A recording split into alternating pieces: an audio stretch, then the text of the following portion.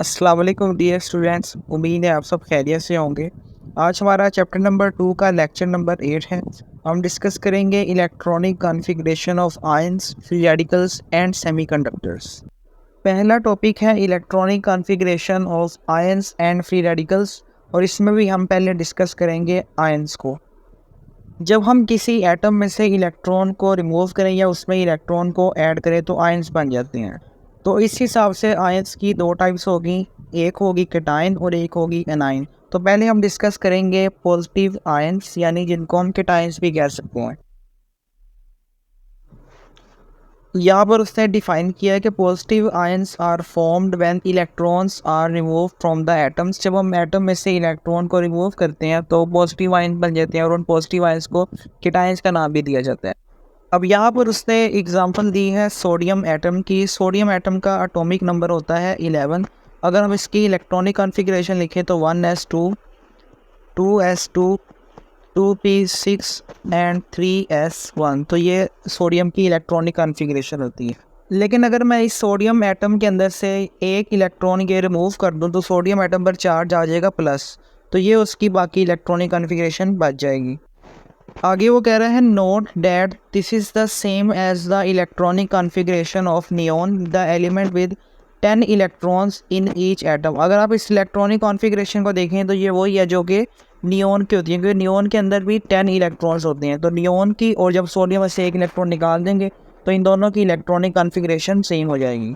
Next हम discuss करते हैं नेगेटिव आयंस को, जिनको एनायंस भी कहा जाता है। Negative ions are formed when atoms gain electrons. जब एटम के अंदर इलेक्ट्रॉन को ऐड करते हैं तो नेगेटिव आयन यानी एनायंस फॉर्म हो जाते हैं। अब यहाँ पर उसने एग्जांपल दी है सल्फ़र की। सल्फ़र का एटॉमिक नंबर होता है 16। अगर हम इसकी इलेक्ट्रॉनिक कॉन्फ़िगरेशन लिखें तो 1s2, 2s2, 2p6, 3s2 and 3p4। लेकिन अगर मैं इस सल्फ़र के आखिरी सबशेल के अंदर दो इलेक्ट्रॉन्स को ऐड कर दूं तो सल्फ़र पर चार्ज आ जाएगा -2 का। तो ये अब क्या बन गया है, नेगेटिव आयन। तो उसकी इलेक्ट्रॉनिक कॉन्फ़िगरेशन अब ये हो जाएगी, पहले 3p में 4 थे तो दो इलेक्ट्रॉन्स ऐड होने के बाद 3p में 6 इलेक्ट्रॉन्स आ जाएंगे। अब ये जो इलेक्ट्रॉनिक कॉन्फ़िगरेशन आई है, सेम इलेक्ट्रॉनिक कॉन्फ़िगरेशन आर्गन की होती है, क्योंकि आर्गन के पास भी 18 इलेक्ट्रॉन्स होते हैं। तो जब हम सल्फ़र में 2 इलेक्ट्रॉन्स ऐड करेंगे तो सल्फ़र के पास टोटल इलेक्ट्रॉन्स 18 हो जाएंगे। इसलिए सल्फ़र 2- की और आर्गन की इलेक्ट्रॉनिक कॉन्फ़िगरेशन सेम हो जाएगी। नेक्स्ट वो आगे कह रहे हैं note that in general electrons in the outer subshell are remove when the metal atoms form positive ion. जब भी कोई मेटल एटम अपने इलेक्ट्रॉन को लूज़ करता है और पॉजिटिव आयंस बनाता है तो वो जो इलेक्ट्रॉन रिमूव होते हैं ना, वो उसके आखिरी सबशेल के अंदर से होते हैं। जैसे भी हमने सोडियम की इलेक्ट्रॉनिक कॉन्फ़िगरेशन लिखी थी, उसमें हमने जो इलेक्ट्रॉन रिमूव किया था वो इस आखिरी सबशेल के अंदर से रिमूव किया था।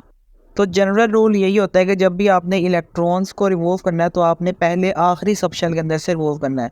लेकिन जो ट्रांजिशन एलिमेंट्स होते हैं यानी डी ब्लॉक एलिमेंट्स, उनमें केस थोड़ा सा डिफरेंट होता है।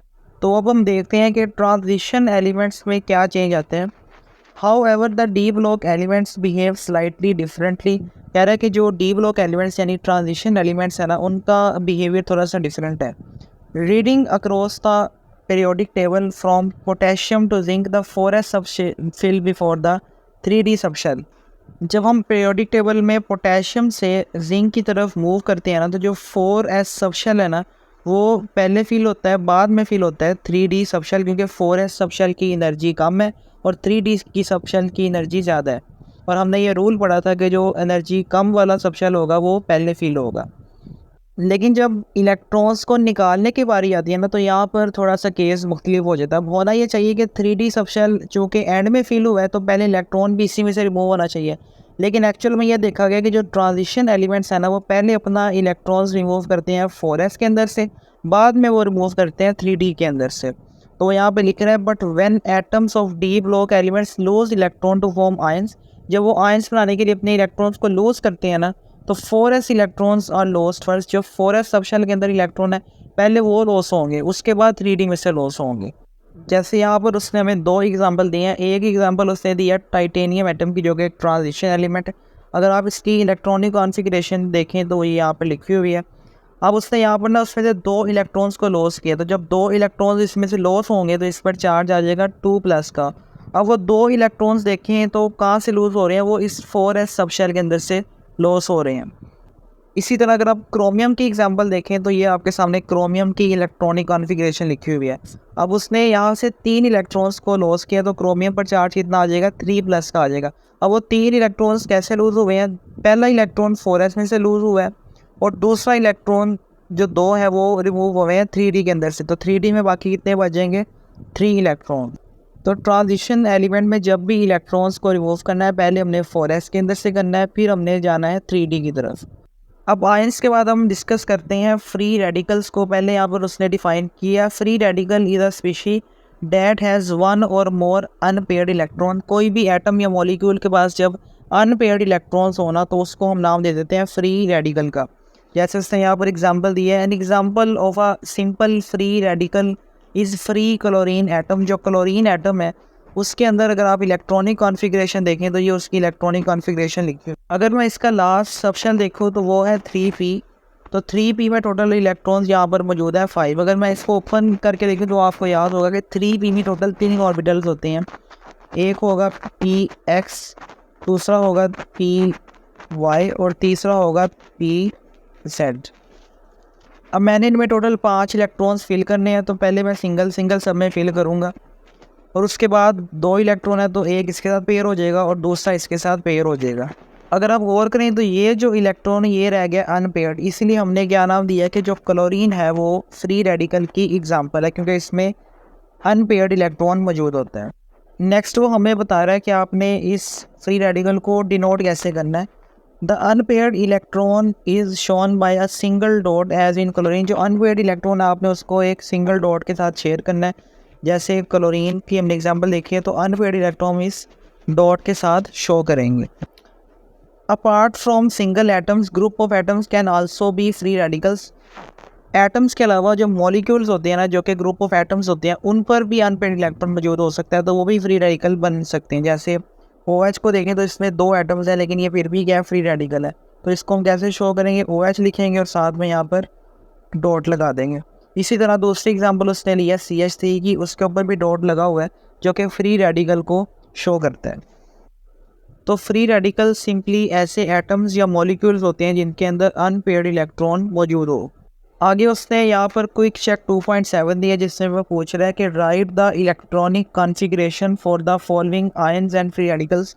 अब यहाँ पर उसने कुछ आयंस दिए हैं, कुछ उसने फ्री रेडिकल्स दिए हैं और आपने उनकी इलेक्ट्रॉनिक कॉन्फ़िगरेशन को लिखना है। अब हम 1 बाय 1 इनको डिस्कस करते हैं। पहला उसने फ्री रेडिकल लिया है एलुमिनियम का। एलुमिनियम का जो एटॉमिक नंबर होता है 13 और उसका जो फ्री रेडिकल है उसकी इलेक्ट्रॉनिक कॉन्फ़िगरेशन हमने यहाँ पर लिख दी है, जिसके अंदर आप देखें तो ये एक अनपेयर्ड इलेक्ट्रॉन मौजूद है, इसलिए एलुमिनियम फ्री रेडिकल शो किया हुआ है। दूसरी जो एग्जांपल है वो इसने ली है ऑक्सीजन की और ऑक्सीजन पर 2- चार्ज है, यानी इसमें 2 इलेक्ट्रॉन्स गेन किए हैं। तो नॉर्मल अगर हम देखें तो ऑक्सीजन की ये वाली इलेक्ट्रॉनिक कॉन्फ़िगरेशन होती है क्योंकि उसका एटॉमिक नंबर होता है 8, यानी इसमें 8 इलेक्ट्रॉन्स हैं। लेकिन जब इसमें 2 इलेक्ट्रॉन्स ऐड कर देंगे तो वो बन जाएगा O2- और वो 2 इलेक्ट्रॉन्स इस 2p में ऐड हो जाएंगे तो टोटल p में इलेक्ट्रॉन हो जाएंगे 6। तीसरी जो एग्जांपल है वो है Fe यानी आयरन की और यहाँ पर उसने चार्ज दिया हुआ है 3+ का, यानी आयरन में से 3 इलेक्ट्रॉन्स को रिमूव किया है। तो पहले हम नॉर्मल Fe की इलेक्ट्रॉनिक कॉन्फ़िगरेशन देखते हैं। अब इसका एटॉमिक नंबर होता है 26, तो 18 आर्गन का हो गया, बाकी 6 इलेक्ट्रॉन इस तरह से फील्ड है।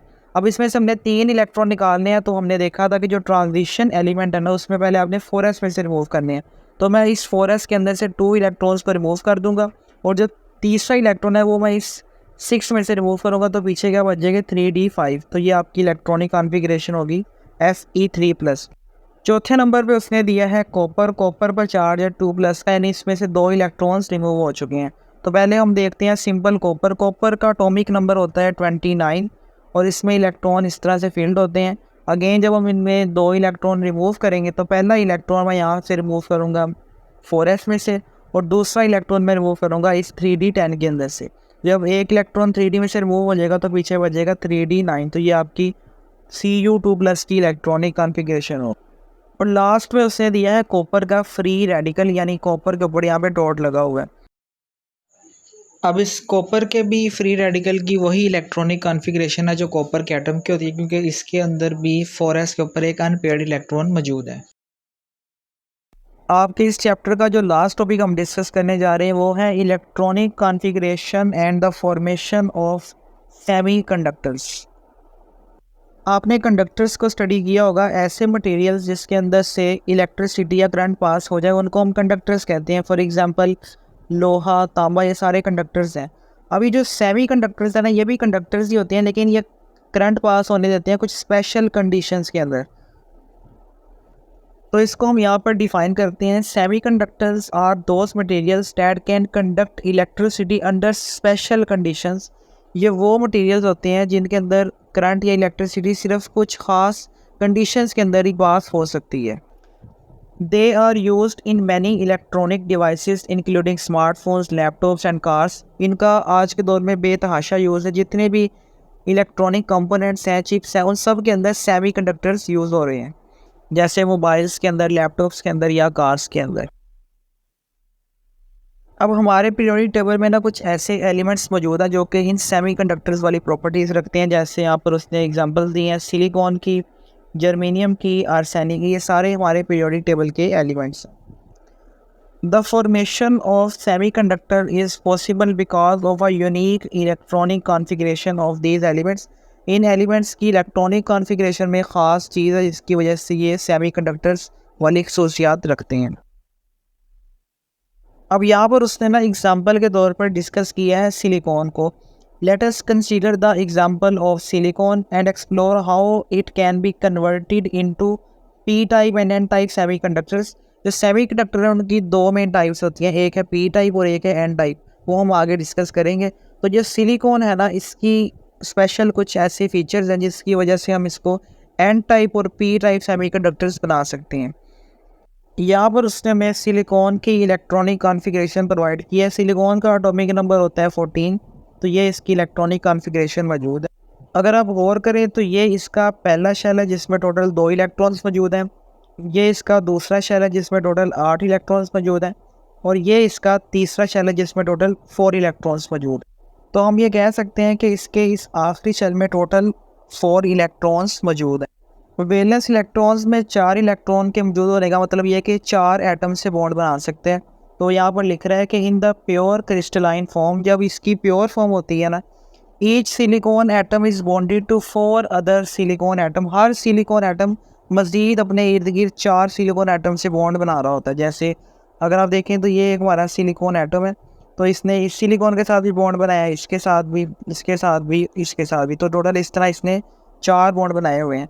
इसी तरह अगर हम इस सिलिकॉन एटम की बात करें तो उसने भी एक यहाँ पर बॉन्ड बनाया, एक यहाँ पर बनाया हुआ, एक इधर और एक इधर। तो हर सिलिकॉन एटम अपने इर्द गिर्द 4 मज़ीद बॉन्ड बना सकते हैं क्योंकि इसके वैलेंस शेल में 4 इलेक्ट्रॉन्स मौजूद होते हैं। In this form there is no possibility of electronic conduction through the silicon crystal. अब चूँकि यहाँ पर कोई भी फ्री इलेक्ट्रॉन मौजूद नहीं है, इसलिए यहाँ से करंट पास नहीं हो सकता। क्योंकि करंट तभी पास हो सकता है जब वहाँ पर कोई फ्री इलेक्ट्रॉन्स हो या इलेक्ट्रॉन्स की मूवमेंट हो। अब यहाँ पर कोई भी फ्री इलेक्ट्रॉन भी नहीं है और नो इलेक्ट्रॉन की मूवमेंट भी नहीं है, तो जो प्योर फॉर्म होगी ना सिलिकॉन की, उसमें से करंट पास नहीं होता। तो इसमें से करंट पास करने के लिए ना हम कुछ चेंजेस करते हैं, कुछ नए एटम्स ऐड करते हैं, जिसकी वजह से 2 किस्म के सेमीकंडक्टर बन जाते हैं। एक को नाम देते हैं पी टाइप सेमीकंडक्टर्स और दूसरे को नाम देते हैं एन टाइप सेमीकंडक्टर्स। तो पहले हम देखते हैं पी टाइप सेमीकंडक्टर फॉर्मेशन के ये कैसे बनते हैं। हम इसको समझते हैं इस डायग्राम से जो कि आपकी बुक में मौजूद है। हमने देखा था कि जो सिलिकॉन है उसने 4 बॉन्ड बनाए हुए हैं, तो उसका जो ऑक्टेट है वो पूरा है, तो कोई भी फ्री इलेक्ट्रॉन यहाँ पर मौजूद नहीं है, इसलिए यहाँ से करंट पास नहीं हो सकता।